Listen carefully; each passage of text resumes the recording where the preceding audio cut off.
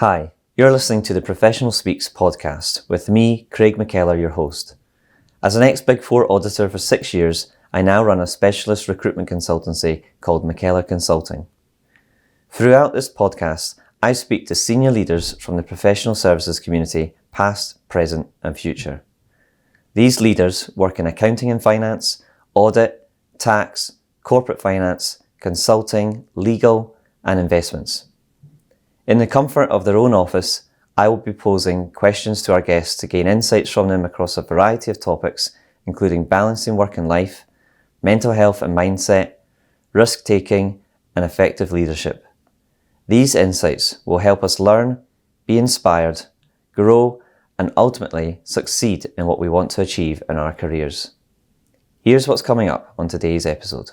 The pressure point's an interesting one because there's different pressure points in the terms of sometimes it's in your own dealings that you can see ethical things, you can kind of smell them in the wind. Mm-hmm. And the longer out you can identify something coming towards you, the easier it is to deal with. So I do liken it to the train tracks. You can see a train out in tracks and you can say, okay, well actually that track ends about where I'm standing now, but the train's a couple of hours away. Metaphorically, so actually if I don't want this to happen, I've got time to think about it. I've got much more time to think about it when the train's over the horizon than when it's right in front of me. Mm-hmm. So quite often if you look back at a problem that's arisen, there's actually been plenty time to call it out well in advance, and therefore the train can come to a slow halt. It's if you don't either identify or realize that it's getting nearer and nearer. The worst time to stop the train is when it's right in front of you. Mm-hmm. In this episode, I am joined by Bruce Cartwright, who is the CEO of the Institute of Chartered Accountants of Scotland, also known as ICAS. And he previously spent 30 years working in Big Four restructuring, including being a partner. Topics discussed include his career journey and the importance and challenge for accountants to act ethically. So, for listeners and viewers that maybe don't know you, Bruce, you are currently CEO of ICAS, Institute of Chartered Accountants of Scotland, and a board member of the Chartered Accountants Worldwide. So thank you for your time today. Thank you for getting involved. Pleasure. In the podcast. Yeah. Maybe just, as I said, not everyone might know you, so it'd be good to just hear a bit more about you in terms of maybe your upbringing and who you are, if you mind sharing that. So in terms of sort of the upbringing, formative years before I got into the working environment, I was brought up, I came from a military family, so we moved around a lot, my father's job. So actually, I was brought up here in Scotland, but also abroad. So I think my first schooling was actually in Hong Kong, lived in London, lived in Cyprus. And I really came to Scotland because it's family home. Came to Scotland as a sort of 8-year-old when I was sent off to boarding school rather than change schools every 2 years. So I had 10 years at boarding school in Scotland. As I said, coming from a military family, we did move around a lot, but also really didn't have links into the business world. And I had this idea that I did dibble with flying a plane with the RAF for a spell, but I really always wanted to go into business. And having a family that hadn't really been in, all my family had linked military careers, etc. I kind of looked around and thought, well, if I'm going to do something in business, and I think, I just picked it up, maybe a distant relative, but so I could see the advantage of chartered accountancy, etc., because I could see that it gave you a language and a way of understanding and a passport to something bigger. Mm. That's what I thought as about a 16-year-old. So I was one of these kind of, maybe it's strange to say, but I was about 16 when I decided I'm going to try and be a chartered accountant.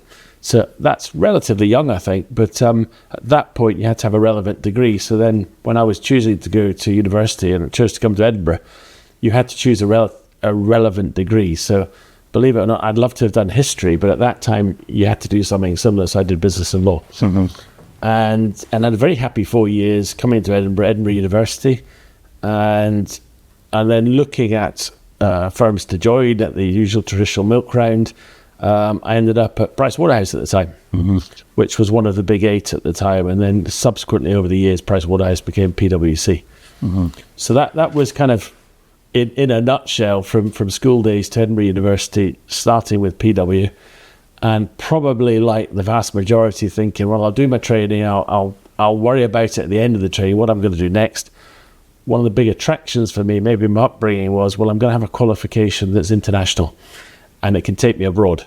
So I was very much thinking that once I qualify, I'll go work abroad, either with PW or with somebody else. Mm-hmm. I had really no intention of staying in the profession, so to speak. Mm-hmm. But actually, I was a couple of years in during my training contract, and actually I got more involved in the world of restructuring and insolvency, where partner I did a lot of work with, and that time smaller, we're all mentored by a partner. I got involved in a couple of companies that were going bust, and we took over running them. So I started working on some of his assignments, and found I really liked it. So when I was coming up to qualify, I spent a year, 6 months, up to a year in secondment down in Carlisle, a canning factory. And when I came back from that, I switched full-time to the restructuring world. So having thought I'm going to qualify and leave and go abroad after 3 years, I ended up staying 30 years. Yeah. but moving around. Yeah, no, of course. I mean, that makes sense. You know, you'd moved around internationally, and so you obviously quite kind of liked that, or wanted to have that as an option. Can I actually touch on, you know, going into restructuring as a young person as well? Like you say, businesses going bust and having to maybe deal with clients, people who are losing their jobs or in bad places. Yeah. Was that, you know, looking back, was there a lot for you to kind of learn there in that? Was there any maybe challenge about that, or did you see it from a positive angle? Well, I always, 30 years I always saw it as positive, you know, in terms of, there were some businesses we got involved with, which we worked quietly in the background and maybe turned around so people actually don't particularly know you've been there. Okay, yeah. Obviously the more public ones, the ones that you're involved where they go bust or they've gone bust before you called in, then it's very public. So that's where the press profile comes from, because they're the ones that the press pick up in the media. So actually all the good work you do behind the scenes on other ones, success is going off and just seeing them continue. But even the ones that were in serious trouble and either need restructuring or were going to go insolvent and you're going to rescue the business as opposed to the entity, I always saw it as whatever was salvaged, and okay, you will lose jobs along the way, and some of them, quite a lot of them, but you're also saving jobs. So if you had a workforce of 2,000 and you end up with 1,000 people still get their jobs, that's not great for the other 1,000, but at the same time, sometimes these days it's probably a bad euphemism, but sometimes it's better to take part of the body away and leave the rest surviving. And you're dealing with reality. But it became clear to me very, very early on that when you're talking about employment and people's lives, that behind every employee there's normally a family. Very few people are on their own, and therefore you're impacting on a much wider community than just the staff in the building. And I think it's just being honest with people. I learned very early on, both in dealing with the employees in particular, just tell them the truth. Because they want to know the truth. And often when we got called in, they hadn't been getting the truth. So it's actually just telling them how it is, what we're going to do, and what the outcomes might be, so they're on a journey with you. Because there's nothing worse if you're that employee and you don't know what's happening, but you can see coming and going. And I think, and it's the same with dealing with the press. If you stick to an honest line and you tell people the truth, well, you can't be found out because you haven't done anything to be found out for.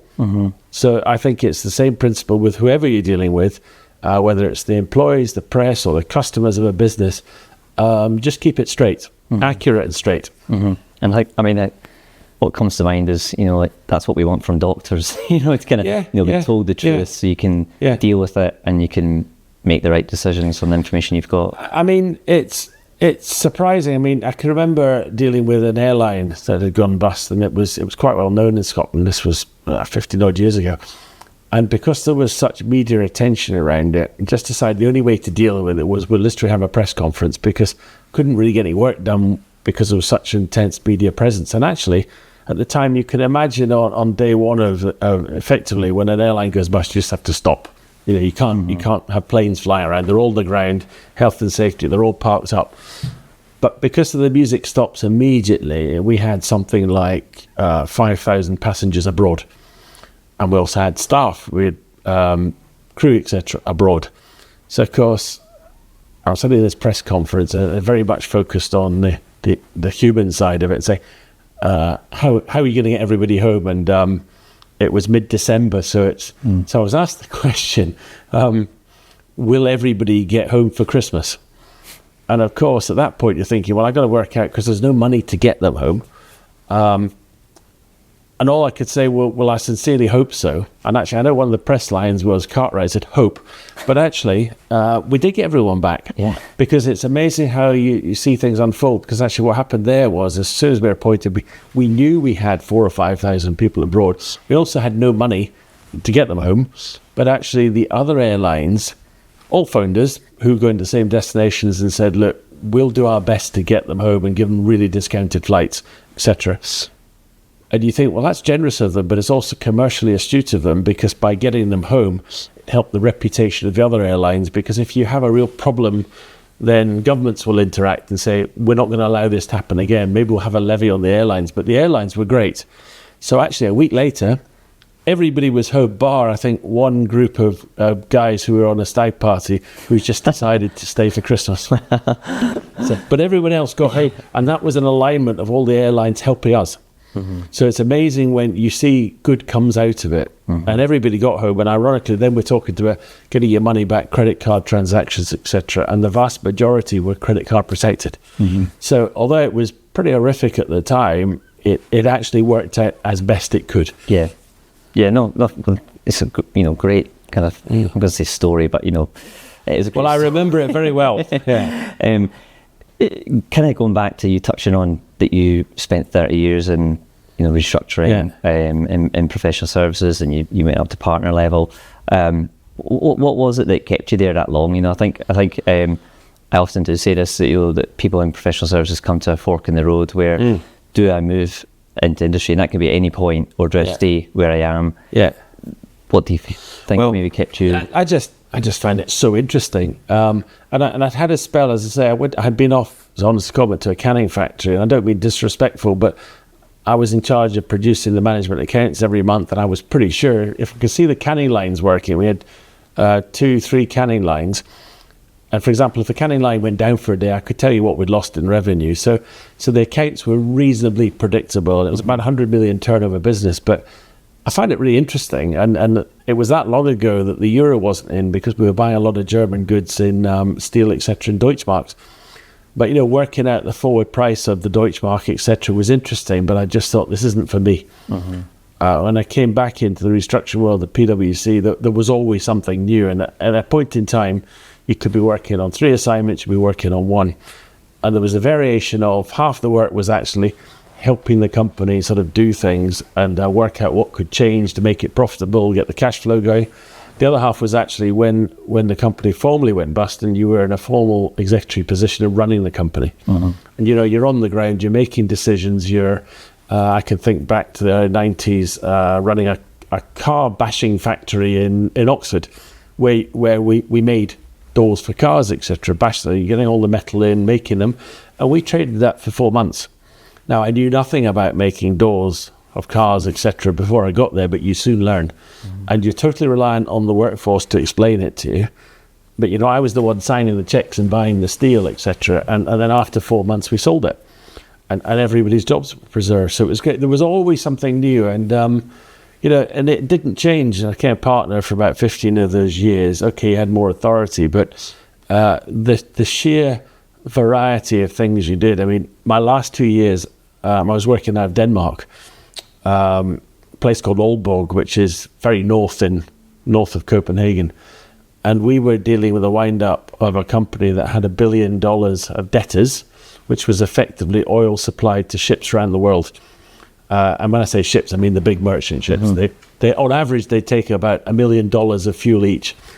And just working out how to collect in $1 billion effectively to pay off the debts, because they'd gone bust overnight. And it was absolutely fascinating. So learning maritime law around the world.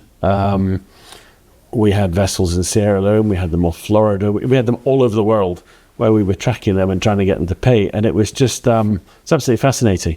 And I didn't know much about maritime law then, but I know an awful lot now. Yeah. So obviously a lot to learn, I guess, the variety of not only clients and people that you're working with, but like you say, having to start learning law. And do you think, do you enjoy that because that's kind of the makeup of you as a person as well, in terms of, you know, you always want to be learning stuff, and you would, like you talk about that job you're on as a comment, and you know, once you've realised you can do it or you understand how to do it, it's not much of a challenge anymore, and so you maybe need to. I think everyone's career, you're always looking for something new in the challenge. I just find that the one thing I think learning the chartered accountancy side of it is that you've got the tools and the mindset. I can get really boring about this, but I actually still like debits and credits. Mm-hmm.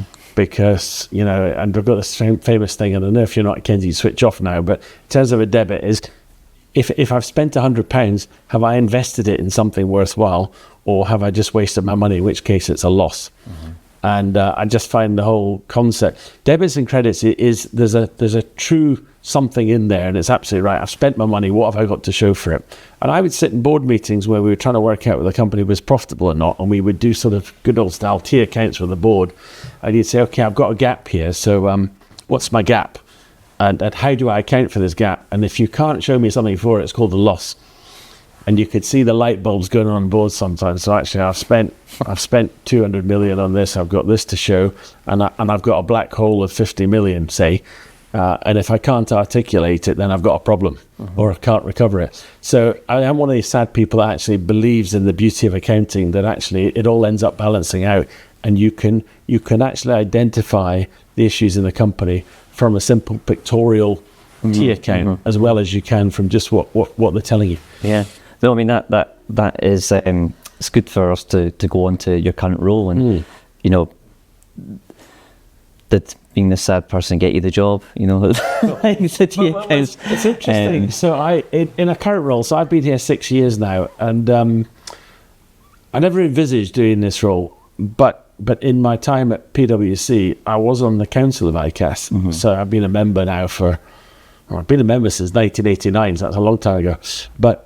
But I was on the council here, and I was chair of the policy board. I always found it interesting sort of seeing the wider framework in which ICAS can reach out to the communities. And it's lovely being ICAS is the oldest accountancy body in the world. It's a lovely thing to say, and it's there's about 160 accountancy bodies in the world, of which we're 1854, the oldest, but that doesn't give you the right to be at the top table. Mm-hmm. But we normally are at the top table. So and I'd kind of done my 30 years at PwC. I was looking for a change because I always thought that there's time for not a 30-year career, but I didn't want to be defined by just having done restructuring for the last 25, 30 years.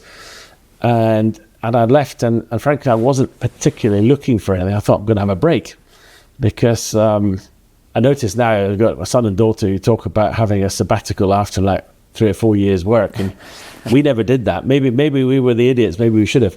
But I look at it now and I think, well, I have a break, but I didn't break for long because I got a bit tired of sitting home.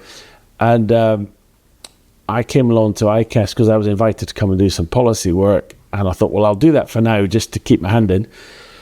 And then the vacancy arose and I ended up being made CEO. And it's been a tremendous journey for 6 years. It's not something I envisaged. But having come in here, we've made a lot of change. Mm-hmm. I think, to be honest, me and the team, we've totally transformed the place. I think made it very modern, very relevant. I hope so. You'd have to ask the members that. But actually, we want to see another 170 years. So we're 170 years old this year. I'd like to think we're good for another 100. Yeah, and more. Yeah. And the kind of tagline of ICAS is ethical leadership since 1874. I think it's one of us. Yeah.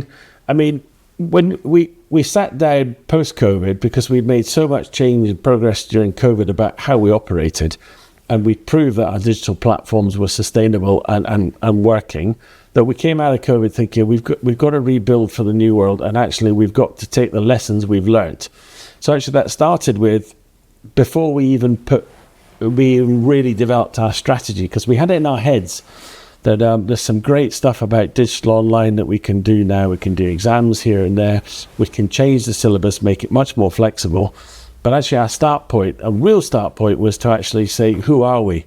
Because I've certainly learned this in a time that an organization has to have a purpose, and it has to be shared with everybody, with the staff in particular, in our case with the members and the customers who are affected. Our main customer is actually the firms who pay us to train their students of tomorrow who become our members.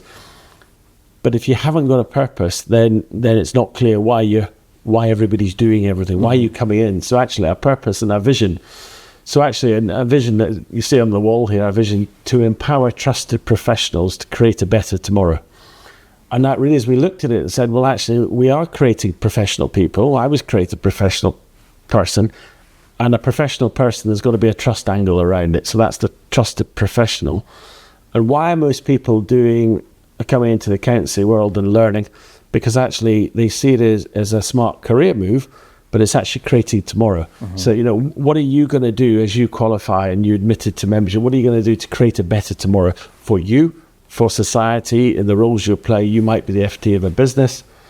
And then in terms of our purpose, again, we've put it on the walls up here: uphold ethics and cultivate trust. And we came up with that deliberately because we believe that we've been upholding ethics since 1854. Now we know it's not a perfect world. We know there's been ethical issues in the world of business, in the world of accountancy. We're not in denial, but it is about upholding those ethics and actually cultivating trust. Because cultivating trust is an important one, because to be a professional, you've got to be trusted. And what does that mean? Well, it's actually in how you behave. And therefore, so accountants, chartered accountants are held in esteem by society, but they don't have a right to be held in esteem. You've got to earn it. And it's for us to maintain our reputation, because, you can't just say, well, I'm a chartered accountant, you've got to trust me. It just doesn't happen like that. You'll trust me if you think that I'm giving you sound advice, that I'm on your agenda, and I'm actually telling you the truth in terms of what I see and what's going on, rather than what you want to hear. So that all comes into play. And then behind that, we have strap lines. So the one that always get picked up on is the one, ethical leadership since 1854. Because that transcends everything in terms of ethics as an organization, ethics from our members, and how they behave. So we had our admission ceremony a couple of Saturdays ago. And again, and I always say it to the audience, and I say, look at them, and they're just starting out their careers. Most of them are fairly young, not always.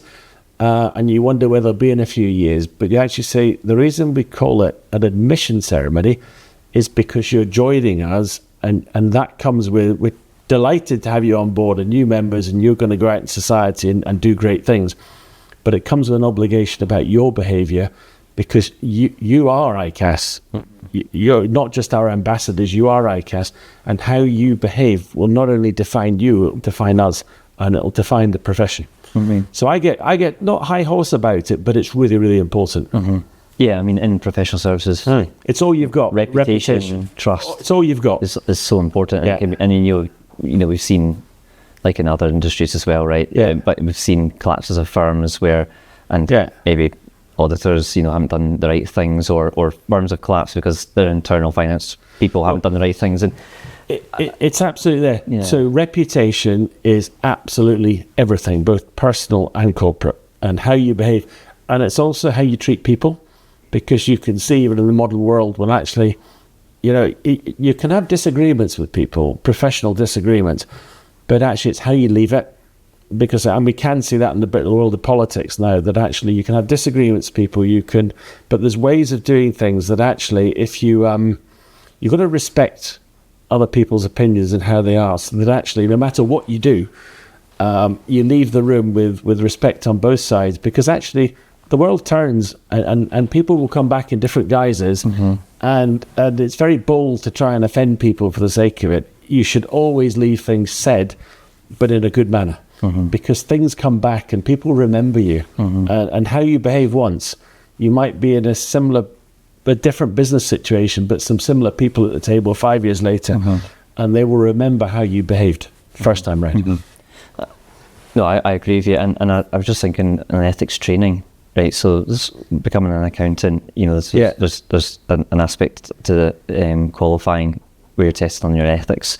but then that kind of stops there for your career. You know, they might go to CPD events, but that's really all technical stuff rather than ethical. And as people maybe progress in their career, become ambitious, are given more responsibility, you know, they can find that they are sometimes pressured to do something unethical. And there was this CCAB survey in 2021, and that said 27% of accountants felt pressure to act unethically. I mean, do you think that in an accountant's career there should maybe be a point where it would make sense to, you know, kind of do a module on ethics again and be tested again, or not to kind of make you feel your chartered accountant says taken away, not that, but just a kind of refresh and, you know, get it in your mindset again? So certainly, yes. And it's something we're considering actually about. So there is a lot of ethical trading out there, and you'll find a lot of firms are actually, and we've just done some ourselves internally, where kind of role plays videos, and you look at scenarios and you look at it and you say, and you're asked questions afterwards. So that's a refresh. We don't currently have it as a mandatory thing to do every year. You know, don't demonstrate. It's something we're reconsidering, but a lot of people will do ethical training at their place of work, similarly with diversity and inclusion training, etc. So it certainly exists, and we always review this to say, well, actually, should we make it almost a mandatory declaration? I've done this. But even then, you know, you're signing up to your annual review and you're saying, yes, I'm going to behave like a professional person. I mean, the pressure point's an interesting one, because there's different pressure points in the terms of, sometimes it's in your own dealings that you can see ethical things, you can kind of smell them in the wind. And the longer out you can identify something coming towards you, the easier it is to deal with. So I do liken it to the train tracks. You can see a train out in tracks and you can say, okay, well, actually, that track ends about where I'm standing now, but the train's a couple of hours away. Metaphorically. So actually, if I don't want this to happen, I've got time to think about it. I've got much more time to think about it when the train's over the horizon than when it's right in front of me. So quite often, if you look back at a problem that's arisen, there's actually been plenty time to call it out well in advance, and therefore the train can come to a slow halt. It's if you don't either identify it or realize that it's getting nearer and nearer. The worst time to stop the train is when it's right in front of you. Screech your brakes, and is it going to stop in time? So if you've got your antennae on, you should normally be able to see it. But there are other situations where you're only brought into the loop at the last minute. So, for example, I think what you referred to when if there's an accountant there saying, well, I felt pressurized, it was probably because they've been brought into the situation where they haven't had a chance to de-escalate it when the train was a long way away. And especially in business, the finance director will probably see things and think, oh, that's not going to be helpful, and is possibly the first one to actually call it out and say, look, this is happening, procurement, whatever, we shouldn't be doing this. And then, of course, you're the messenger, and you're saying, well, but you've got to stand your ground. And I think it's really important, because I always say to people, if you don't know about something, you don't know about it. But once you've found out about it, you've got a choice. You can either call it out or you can not call it out. And if you call it out, fine, there'll be consequences, but you're going to manage through it. If you don't call it out, then you actually join the conspiracy. So actually, you're then part of the side that's saying, we're choosing not to say this. And actually, the reality, a lot of the work I dealt with, cash flow issues, etc., then actually, there's inevitability about the cash running out at a point in time. So, for example, a silly thing might be, just a hypothetical example might be, well, you find out as FD that someone's creating false sales. So we've got more revenue, we've got more sales allegedly than we've really got, because we're trying to increase the top line theoretically. But of course, they're not real sales, so they're never going to be collected in cash. So at some point, it's going to find you out. Now, it's quite a traditional thing. Someone says, well, okay, well, we're just creating false sales now because next year we'll have more sales and we'll team and lade it. Never happens like that, because the problem just gets worse. And once if you become part of that, accepting, well, these additional fake sales are only temporary, they're not. And at that point, you're stuffed because you're part of it and you've conceded to be part of it. And therefore, you're hopelessly lost with it. And you're waiting for the day for the cash to run out. So actually, I always say this is, you might be late to the party in identifying a problem. But even if you are, you've still got a choice. And you could either be part of the solution or become part of the problem. And it sounds very easy, but you will get pressures like, well, if you realise if you report that to our investors or whatever, we won't get another round of investment and everyone will lose their jobs. And you go, okay, I get that, but actually you're going to lose their jobs anyway at some point. And actually, so what you're basically saying is, you're asking me to lie because it will all come good. And it won't come good, but you're asking me to lie. And once I've lied, I've lied. So it's a short-term solution that is going to end up in more pain, and you've become part of the problem, and at that point you weren't. And would you encourage people to, speak to others in the CA community that might think that, they see a train and they're starting to... Yeah, that's whether it's right under the motor far away. Yeah, I mean, that's one of the easiest routes in the sense of, okay, you've got client confidentiality, but there's some things that it's perfectly reasonable to reach out. You may not express everything, but I think given that you're a CA, you've grown up with a CA training position and you'll probably still have friends and colleagues you grew up with, it's a very natural place to go because you've got colleagues here, or former colleagues, who have had the same training, they understand the dynamics of a business. And to me, it's the most obvious place to go. Yes, you could pick up the phone to ICAS and we've got an ethical helpline and we can help you. But certainly over the years, I got calls from former colleagues or people I trained with, not necessarily the same firm, but trading with them, who would be FDs for the business, and they phone up and say, look, this is going on. I don't necessarily agree with it. What do you think? Because actually being an FD of a business can be quite lonely, because when you're in the profession and still back in the professional firms, you're surrounded by like-minded chartered accountants and others. If you're an FD of a 20, 30 million business, you've got a small finance team, then actually it's quite difficult for you to lean on anyone on the inside for advice because you're a small team, especially if your issue is internal. For example, you're seeing things, you think, I'm struggling with how the CEO is dealing with this, etc. You haven't actually got the same lifelines to turn to. So I'd always encourage it. Yes, you can phone our helpline, but actually I would suspect most often people reach out to their former colleagues or current colleagues and say, look, can I run this past you? Because what do you think? And that's as a community we should be doing. Yeah. And I mean, are you able to share kind of any times in your career where you felt, there was a bit of pressure here to do something unethical? I can think of one, and I don't know whether it's probably not unethical, but it verged on just not right, because we were looking at a business that, let me remember now, it was a business that sort of on a national scale rented out white vans, call it white vans for commercial use, and they had some issues, and the bank had asked us to look at their funding requirements to see whether they could support it or not. And we'd only been there about 24 hours.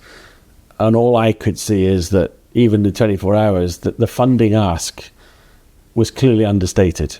We hadn't got the answer yet. We hadn't worked out how big it was.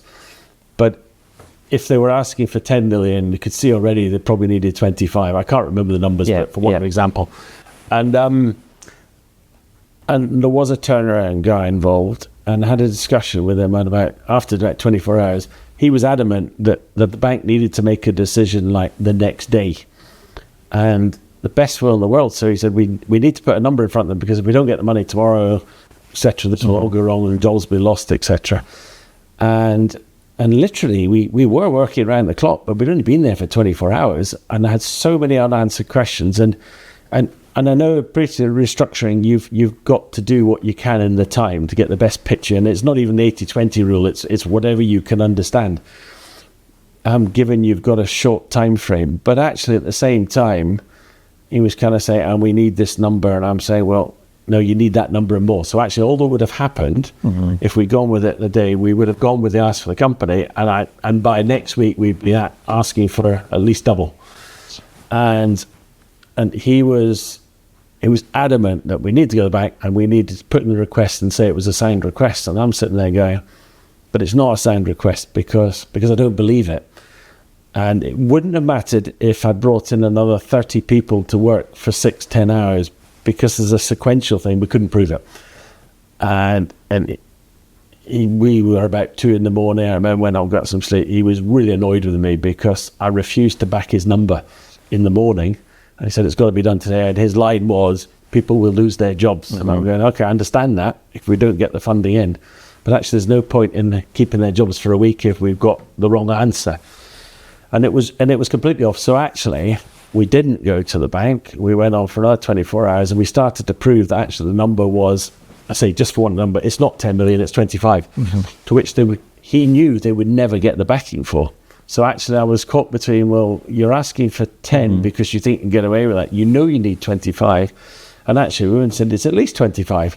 And the banks all said, well, actually we can't support that. The business did go bust, but actually parts of it got sold.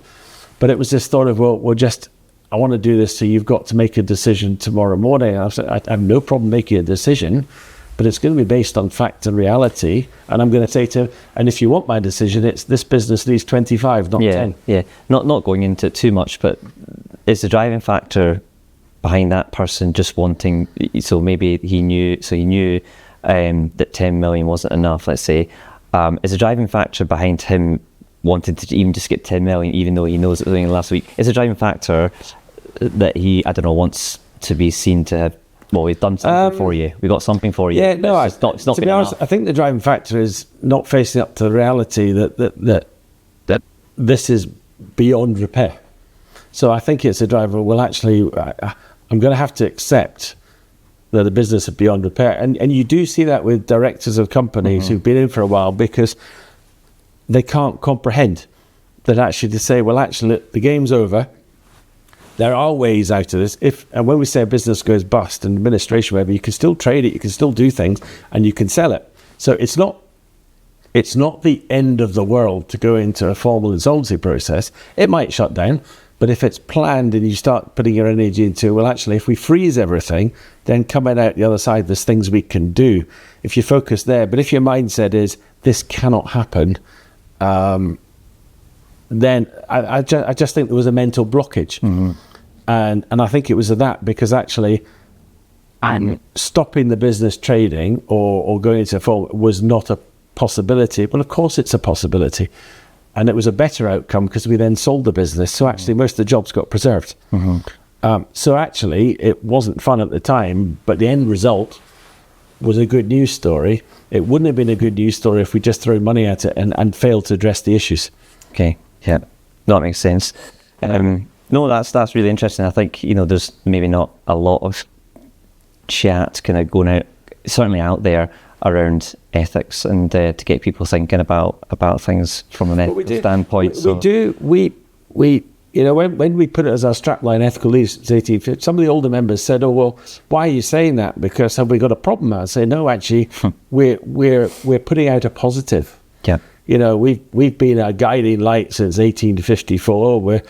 We're not saying that we're on any higher esteem than anyone else, but actually we have been teaching ethics since 1854, and actually on the front doors you come in there chipped in is seek the truth. Yep. Now we know that in the recent years there's been some there's corporate failures which will happen, but associate that being some auditing failures, and people say, well, it's not working, is it? Well, the reality is life's like that. It's not a perfect world, but it doesn't mean you don't strive to make it right.